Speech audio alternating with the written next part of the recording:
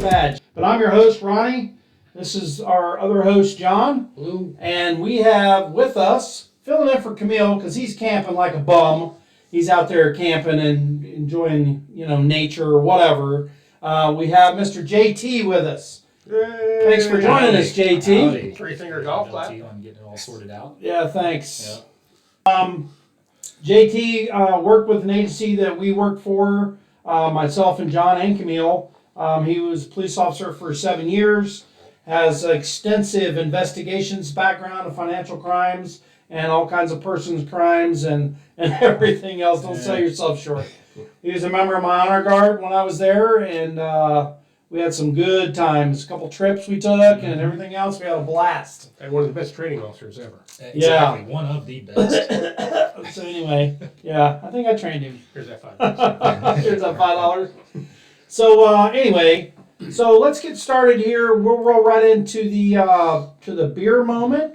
Sure. And let me get those out for us. We have the Blue Trailer Blonde Ale by the Half Wall Brewing Company. Half Wall Brewery. And where are they out of? They're actually New Smyrna, but they also have they have a restaurant in the land. They do. Yep. And there's a restaurant out at the brewery too. I didn't know Yourself it'd some be nice pouring. head. I was There you nervous. go.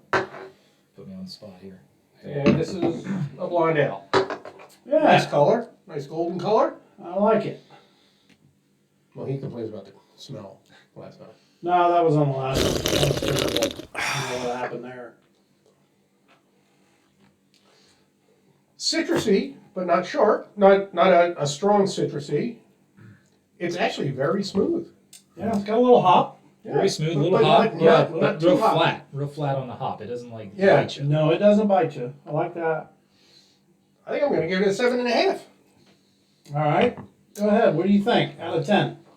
I could see myself drinking a couple of these. So yeah, I'll go 7.5 too. I think it's about right for me. All right. I'm going to go a 7. So that's not bad for Blue Trailer Blonde Ale from the Half Wall Brewery. the trailer park. This is the trailer park beer. I don't know if you can see the trailer in the background, but anyway. She's wearing a gas mask. Yeah. So Which we hope is not appropriate for tonight, where who knows what's going to happen in Wisconsin. Oh. You mean those 15 people standing outside the courthouse? Yeah. yeah. Okay. So the beer moment is brought to you by Kenny's Grocery. All right. Kenny's Grocery is a nice little hole-in-the-wall grocery store. It's basically a convenience store located at 1792 and French Avenue in Orange City. They have about 500 different beers, Yep. and they're amazing. And if you ever go in there, do us a favor, just stop by and say that you heard about it on Surviving the Batch. Please do. And our other sponsor is CNR Constructors, general contractor out of Central Florida, specializing in home remodels, commercial remodels, and rebuilds. They have a services division to take care of any needs that you may have in the area of construction. And we appreciate them being one of our sponsors. Thank you very much. Tonight we're going to talk about the case that the entire country is currently talking about, and that'll be the Kyle Rittenhouse case. As you guys know, Kyle Rittenhouse was found not guilty of all charges today, and that was because he employed the self-defense defense, and that was accepted by the jury. So we're going to kind of talk about what is self-defense and how does it work. First thing I'm going to do, though, is I'm going to give a real brief rundown of the timeline, just some of the key points that happened. On August 23rd, 2020, Jacob Blake was shot by the Kenosha police. Jacob Blake was a black man who had a warrant out for his arrest for, I believe it was domestic violence, and it might also sexual assault against his girlfriend. He ended up, they tried to arrest him. He tried to escape. Got into the cab of his car, picked up a knife, ended up being shot by the police, ended up being paralyzed. But based on the climate that was going on in our country, unfortunately, the media immediately made it seem like the police shot an unarmed black man, and that ended up causing a lot of unrest in Kenosha. So The Kenosha riots really began on August 24th, 2020. 8/25, more riots were occurring. But Kyle Rittenhouse, after the first night of riots, he had gone down to, well, I don't want to say he went down, because the speculation was that Kyle Rittenhouse traveled from Antioch, Michigan to Kenosha, Wisconsin, and he brought an AR-15 with him to do that. Okay, and he had, based on a lot of the early media reports, he had no connections to Kenosha. Okay, turns out Kyle Rittenhouse's father lives in Kenosha, his sister lives in Kenosha, his grandmother lives in Kenosha. I believe he has an aunt in Kenosha. He had a job in Kenosha. He also, the gun was a gun that Kyle provided the money for. He purchased it. He did not make the physical purchase. He had given his sister's boyfriend money, who was legal, said, I want to buy this rifle, but I'm not old enough to possess it, based on his understanding of the law. So he said, you buy it, when I'm 18, give it to me. And that was the deal. So anyway, 8:25 during the day, Kyle goes downtown Kenosha. He's helping clean up graffiti. He's trying to help clean up the city after the previous night's riots. He ends up talking to a car shop owner who had, like, I believe he had three different car shops in Kenosha. And somehow Kyle understood that he was asked to help protect this property. Kyle went down there. He did bring a rifle, the AR-15. He went and got slings that day. I'm showing them a picture of Rittenhouse now, just in case they don't know what he looks like. But he also brought first aid supplies, and he had some first aid training. He was telling people he was an EMT. He wasn't an EMT, but he did have some first aid training. On your screen now is the AR-15 that John just mentioned, with the attorney holding it, the prosecuting attorney holding it. Okay, and now I'm just gonna, that's the night that the shootings occurred. We'll get back to the shootings in a minute. I just want to go forward just so we can finish the timeline real quick. Yep. 8/26, the next day, Kyle Rittenhouse turns himself into the Antioch, Michigan police. After the shootings, when he was in Kenosha, he attempted to turn himself into the police, and they said, get back or you're going to get sprayed. Correct. So he said, I got to do something. So, Well, from the videos, he's walking right up to him. right. Still got the gun slung. and Hands he's up walking and said, like I just this, shot someone. And he just walks right up, and they're screaming, he just shot someone. He just shot someone. He shot that man. And they said, And he walks right by the cops. they wouldn't take him into custody. So he went to where his mother lived in Antioch, Michigan, turned himself in there. And on August 27th, Kyle Rittenhouse was charged with homicide and attempted homicide. So you're talking about a 2-day period. Basically, probably like 36 hours transpired from the incident, and the prosecutor's office charges Kyle Rittenhouse. Okay, so let's get to the night of the incident.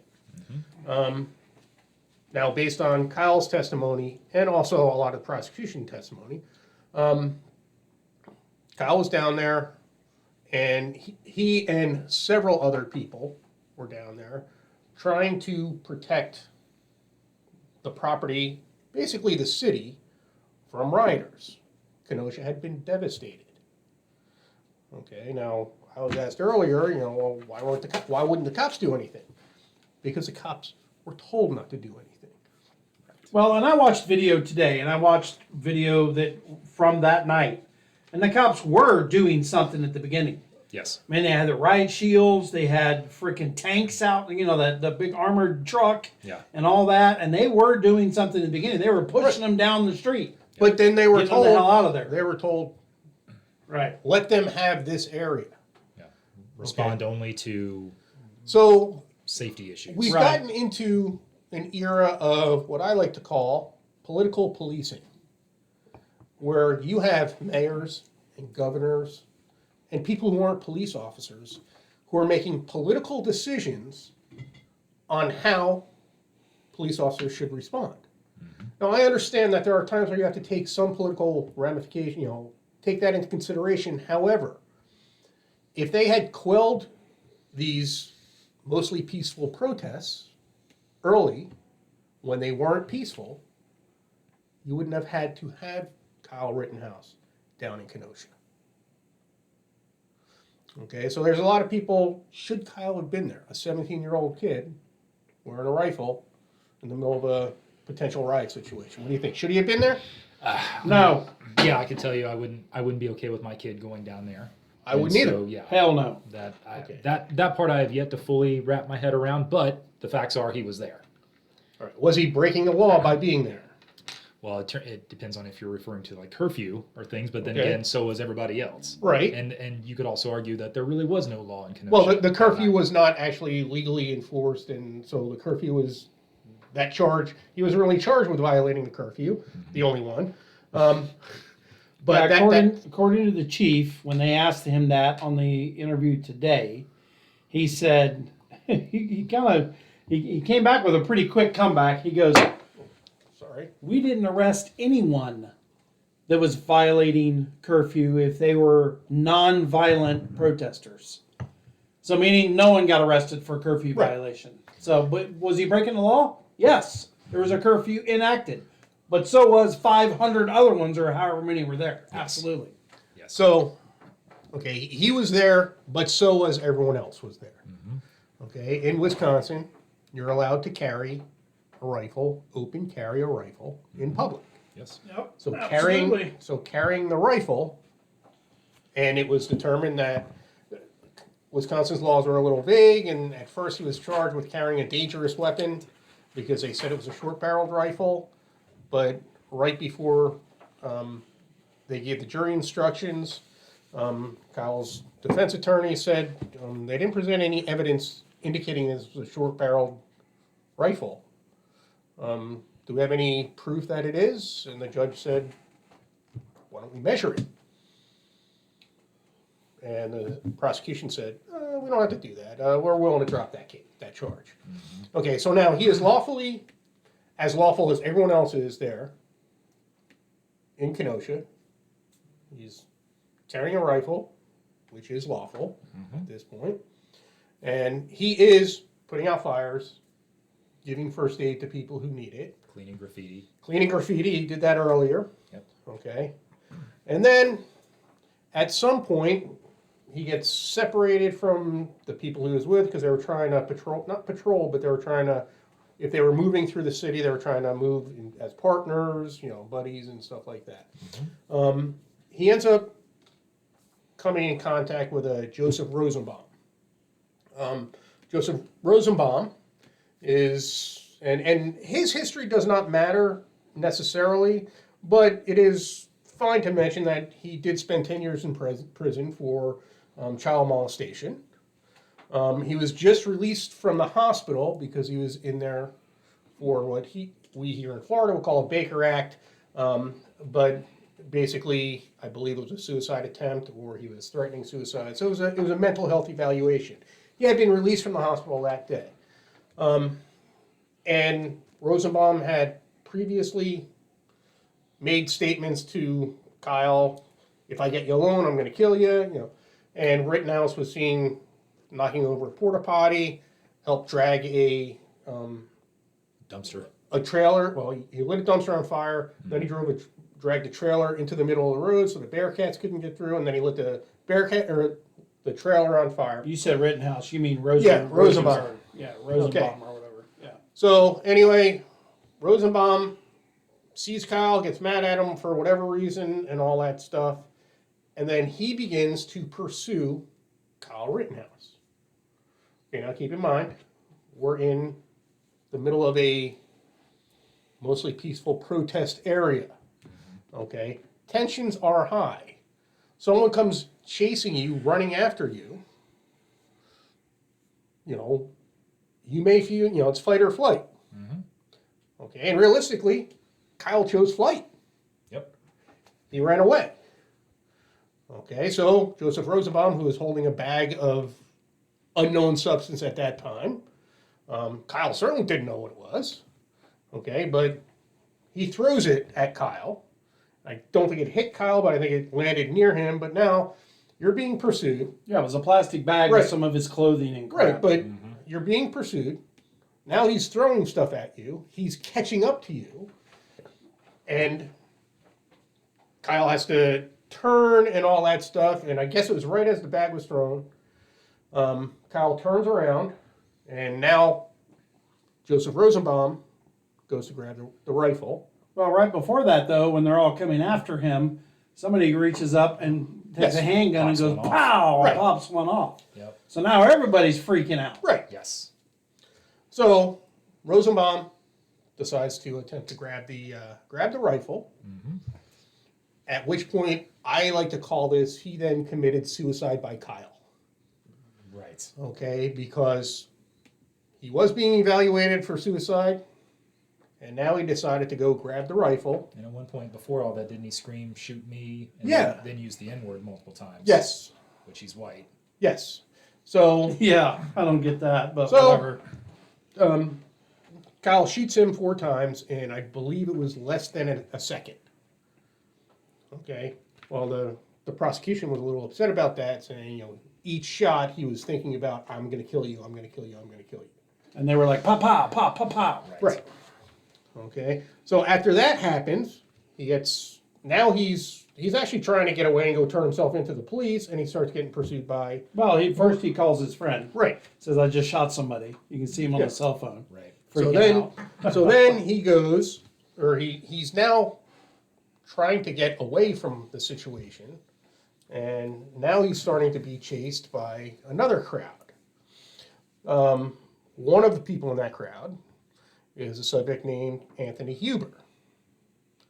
Okay, Anthony Huber starts chasing him along with some other people. One guy hits him in the head with a rock and knocks his hat off, like smacks him in the head with a rock.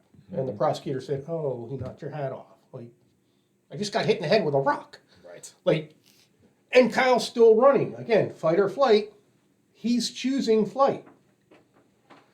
Yep. Okay. Yep.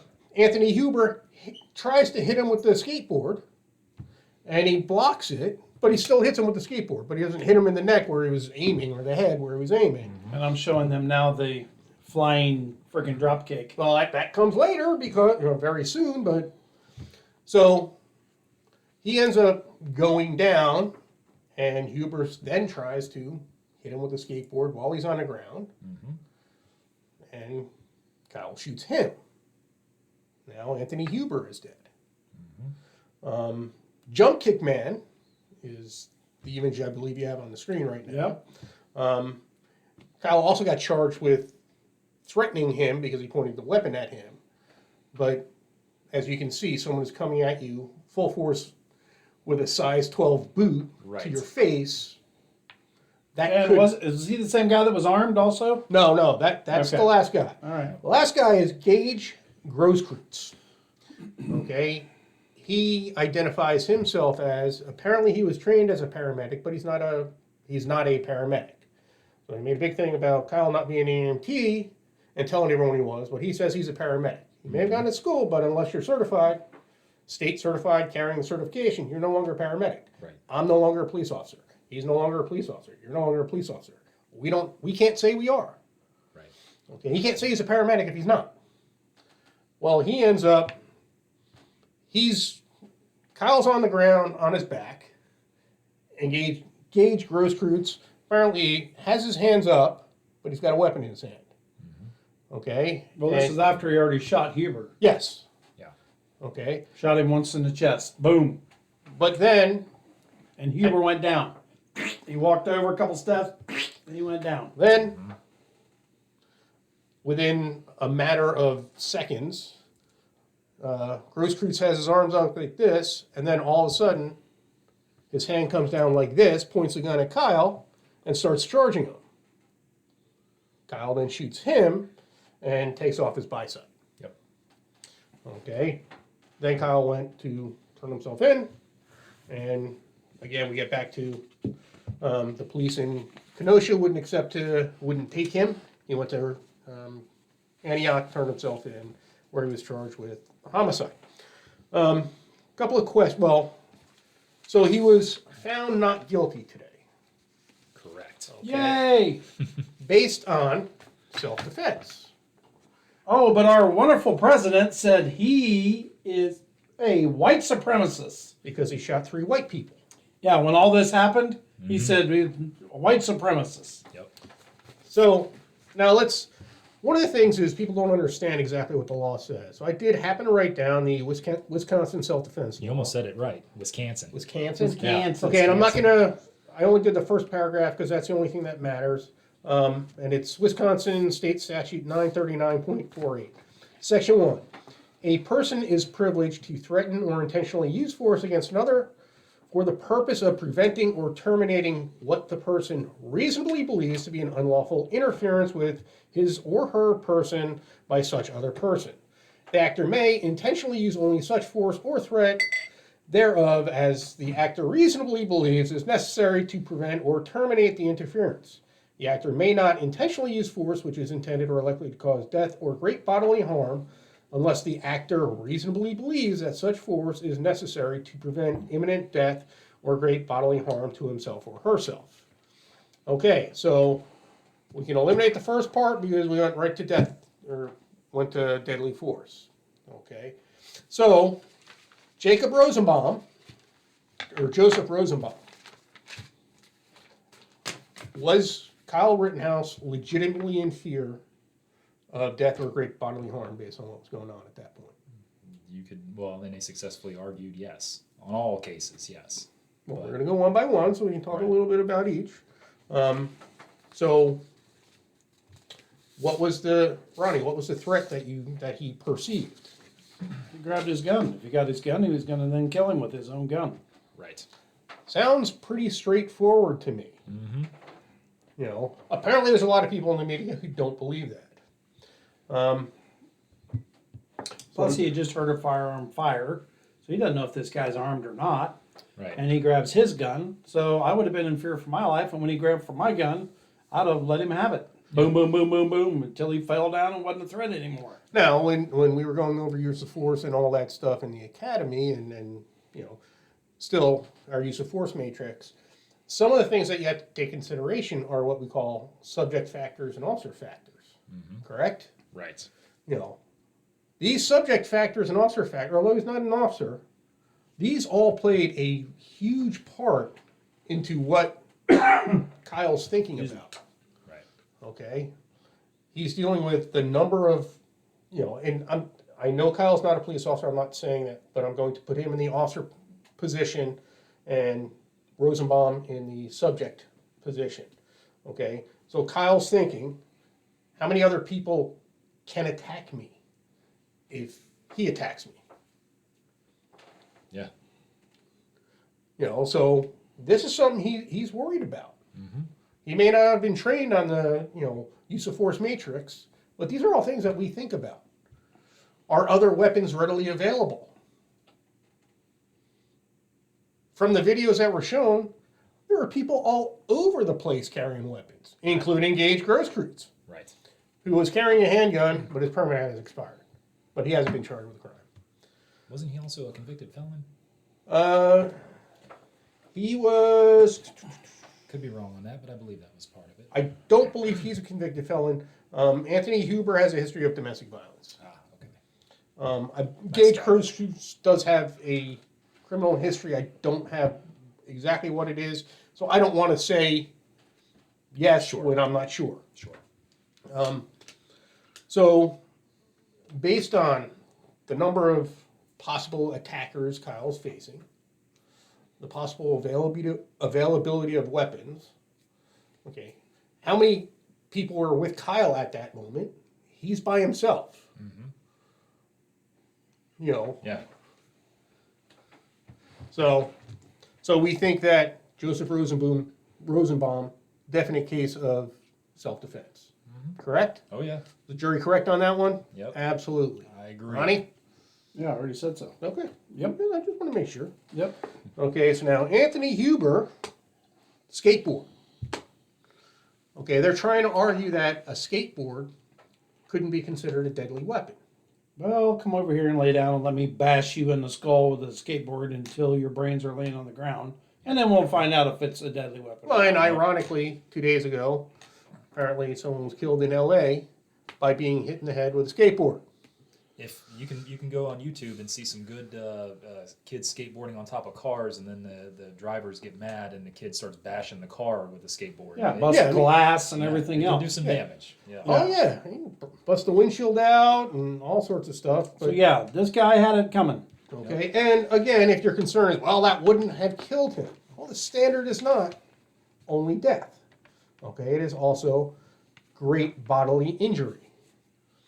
Okay, if you get hit in the head with a skateboard, get knocked to the ground and bang your head on the ground, and now you've got a serious concussion or maybe a skull fracture, CTE, a very big thing. And it's also anytime you're bringing a firearm into a fight, you have to be aware of what you're dealing with. If you become incapacitated, your firearm's up for grabs. Correct. That's one of the main things they teach you even in the academy. Mm-hmm. And the last one is Gage Gertrudes, which we already discussed. He's already pointed a handgun at Kyle, and at that point is when he decided to fire. And he got his bicep blasted off. Yeah. Oh well, wham. Obliterated or disintegrated, Yeah. however he said it on the stand. Yeah. Yeah. Call an ambulance. Yes. Yep. Yeah. Oh well. Yeah. Well, here's my problem with the whole case. This is what I wanted to get into. Was there's no way in hell that one of my kids would have been allowed. I mean, he's an adult. He can do whatever No, he wants. he was 17 at the time, though. There's no way in hell one of my kids are going to be allowed to take a weapon out of the house. Number one, unless they're going to the firing range or hunting. Right. Number two, to go freaking however many miles away and engage in this bullshit. It's not your fight. Stay the hell out of it. If it's your hometown, it's our business, or it's a friend's business, a family business. It something was else, his hometown. then take your ass down there, okay, and see what you can do. Yeah. But you're 17 years old. You're not leaving my house with a freaking AR-15 and going down there and acting like Johnny Badass. Because that's what he did. He went down there and he said, I'll show 17 years old. these mofos. I got me an AR-15. I'm Johnny Badass. And that's what happened. Yep. And he went down there and he was trying to help, yes, and God bless him for that. And he was trying to do the right thing, what he thought, and he ended up getting into this whole mess. I absolutely think he should have been found not guilty. Right. And I absolutely feel that the right decision was made. My whole problem with this whole thing is he shouldn't have had his ass down there in the first place. Right. I'm sorry, but he shouldn't have been down there. I absolutely agree, but none of them should have been down there. Right. Totally The agree. protesters either. Yep. Okay, so I'm not saying he did the right thing by going down there in any way, shape, or form. However, he had every legal right to be there. Sure did. As As everyone much as else the did. mob did. Yeah, sir. Just as much as the protesters Okay. did. Yep.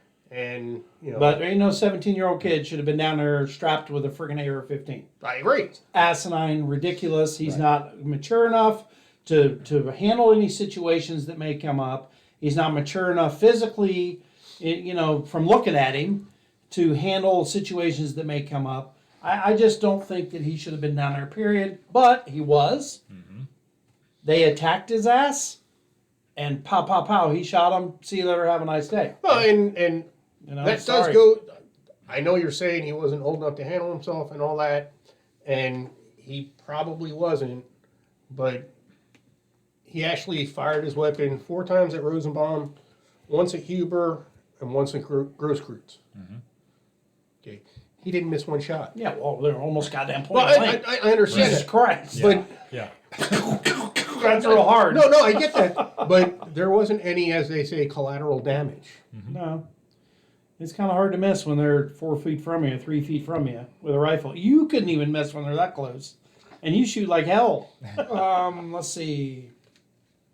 Trey says if they say that a police officer hitting someone in the head is considered deadly force, then they can't change it in the Rittenhouse's case. Absolutely. That's a really good point. We're not allowed to use we weren't allowed to use our ASP and strike someone in the head unless we were justified to use deadly force. Yeah. Well, goddamn skateboard is a hell of a lot heavier than a freaking little skinny little freaking ASP. Right. And you take a skateboard with a steel truck on it and whack somebody in the head, you're going to kill him. You know. So my take on the whole thing is it's a damn tragedy that the whole event started.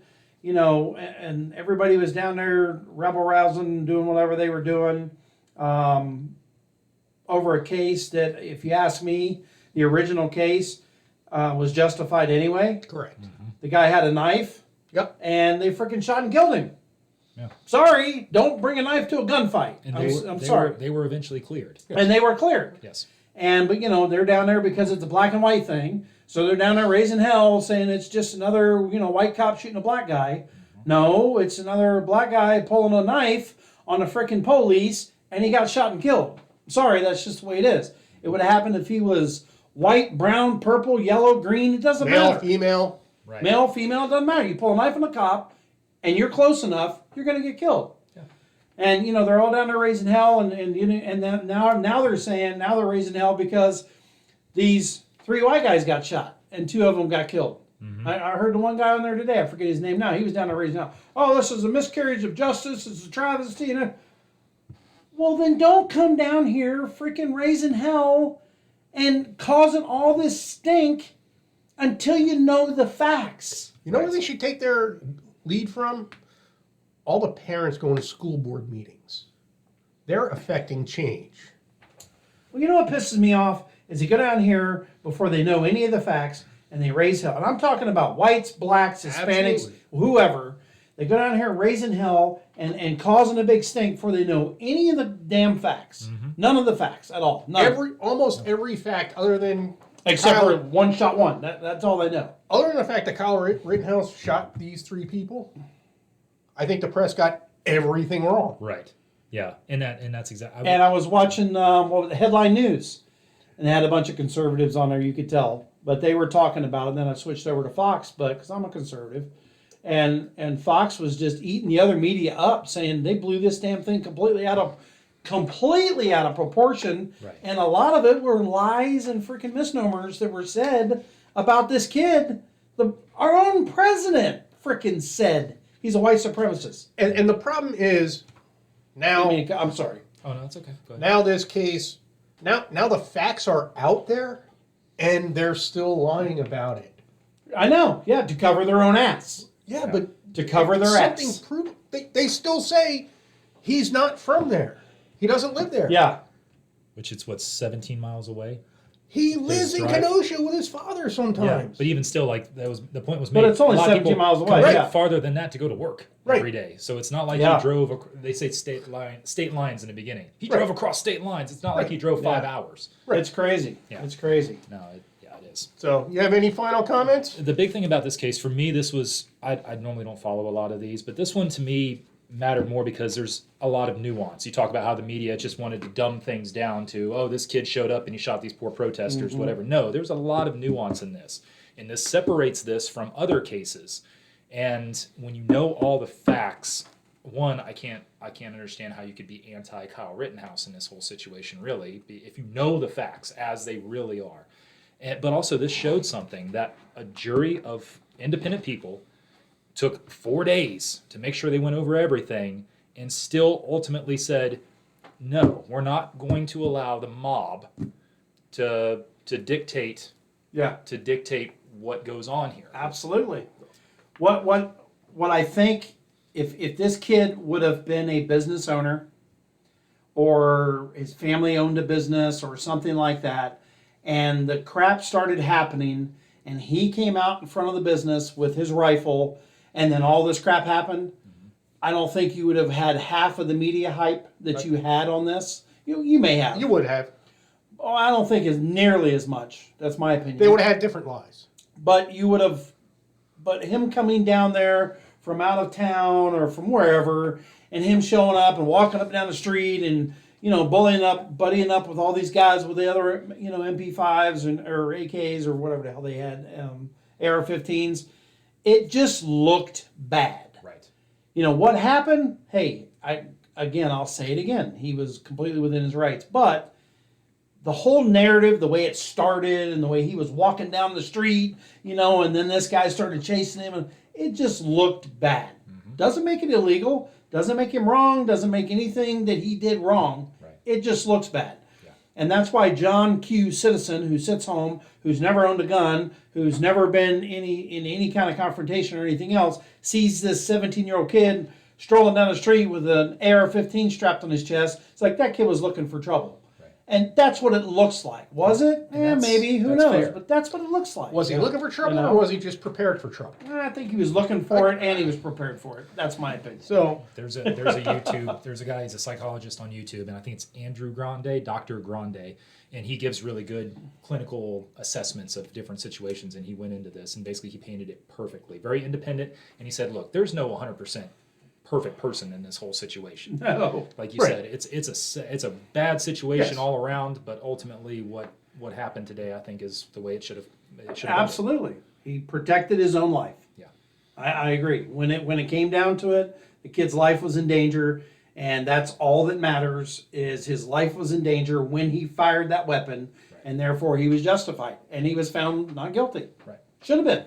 Absolutely should have been. and I'm going to make one comment about the court system or the process that went through, where I think Kyle Rittenhouse was given a lot of bad breaks, but I honestly think that the way it all ended up is the best thing that could have happened for this country.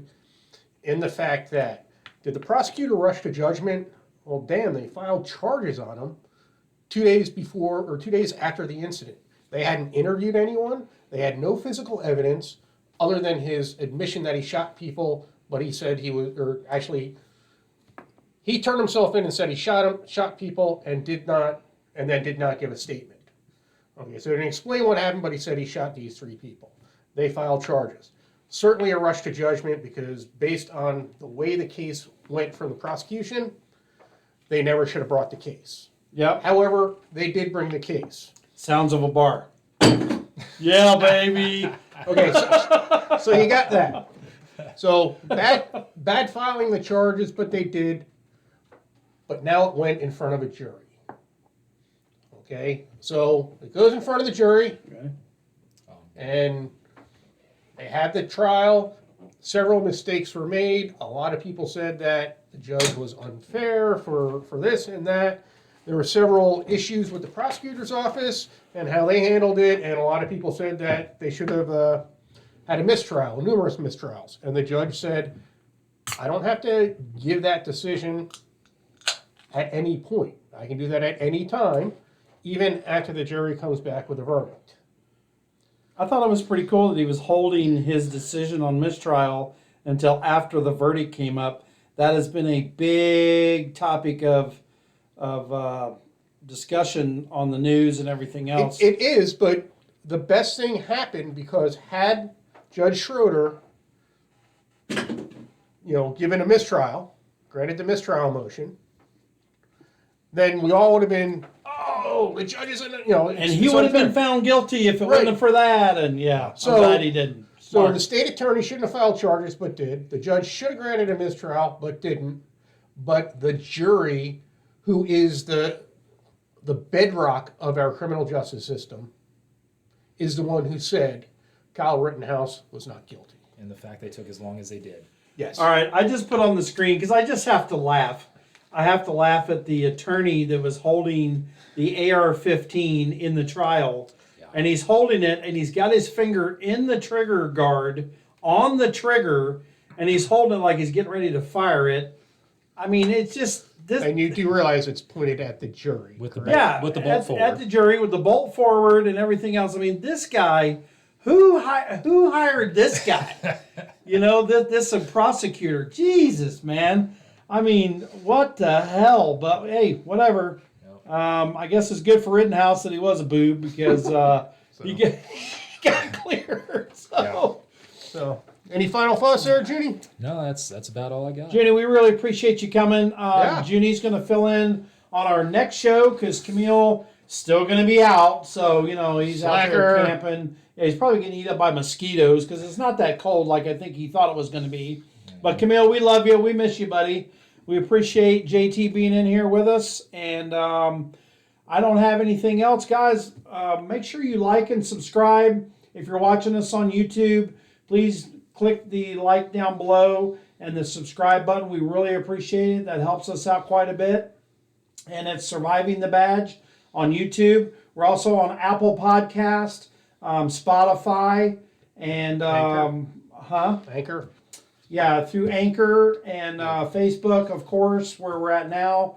But we really appreciate any We're on and all Twitter now. support. We're on Twitter now. Instagram, is that what it is? Yeah, Instagram. Camille does the Instagram, John does the Twitter, and I do all the other garbage. So please check us out in one of those venues. We really appreciate it. And you guys have a great evening. And don't forget, we still got your six. Absolutely. Salute.